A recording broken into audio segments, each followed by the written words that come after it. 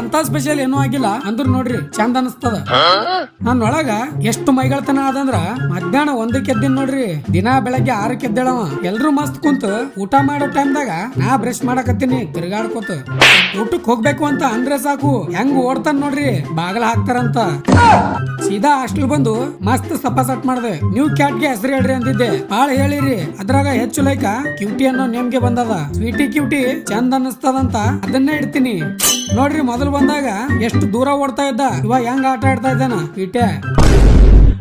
ಹಂಗೆ ಸಂಜೆ ಸ್ನಾನ ಮಾಡಿ ಸ್ವಲ್ಪ ಚಂದಾಗಿ ರೆಡಿ ಆಗಿ ಇವತ್ತು ಗುರುವಾರ ಅಂತ ಸಾಯಿಬಾಬಾ ಟೆಂಪಲ್ ಬಂದ್ವಿ. ಅಲ್ಲೇ ನಮ್ ಗೋಲ್ಡನ್ ಫ್ಯಾಮಿಲಿದವ್ರು ಸಿಕ್ಕು ರೋಸ್ ಕೊಟ್ರು. ಹುಡುಗಾರಿ ಹುಡುಗಿ ಅಲ್ಲ.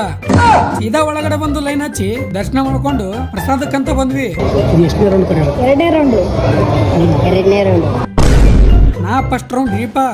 ಸೀದಾ ಪ್ರಸಾದ ಹಾಕೊಂಡು ಗಾರ್ಡನ್ ದಾಗ ಕುಂತು ತಿಂದೆ. ನಾ ಹೆಂಗ್ ಕಾಣ್ಸಕತ್ತೀನಿ ಕಾಮೆಂಟ್ ಮಾಡಿ ಸ್ವಲ್ಪ. ಅಲ್ಲೇ ಹುಲಿ ಜೊತೆ ಫೋಟೋ ತಕೊಂಡು ಸೀದಾ ರೂಮಿಗೆ ಬಂದು ಬಟ್ಟೆ ಚೇಂಜ್ ಮಾಡಿ ಹಾಸ್ಟೆಲ್ ಊಟಕ್ಕಂತ ಹೋಗಿ ನೋಡಿದ್ರೆ ಚಪಾತಿ ಖಾಲಿಯಾಗಿ ನಮ್ ಬಿದರ್ ಮಂದಿ ಅನ್ನ ಹಾಕೊಂಡ್ ತಿಂತಾ ಇದಾರ.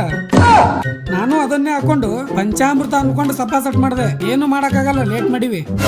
ಬಾಳ ದಿನ ಆಗಿಂದ ಸ್ವಲ್ಪ ಸಸ್ತಾನಶೆ ಮಾಡ್ದೆ. ರೂಮ್ಗೆ ಬಂದು ಪೀಟಿ ಕ್ಯೂಟಿಗೆ ಊಟ ರೆಡಿ ಮಾಡಿ ಕೊಟ್ಟೆ. ಇವತ್ತಿಗಿಷ್ಟೇ. ಇಷ್ಟ ಆದ್ರೆ ಲೈಕ್ ಮಾಡಿ. ಮುಂದೆ ಸಿಗಮು. ಜೈ ಹಿಂದ್, ಜೈ ಕರ್ನಾಟಕ ಮಾತೆ.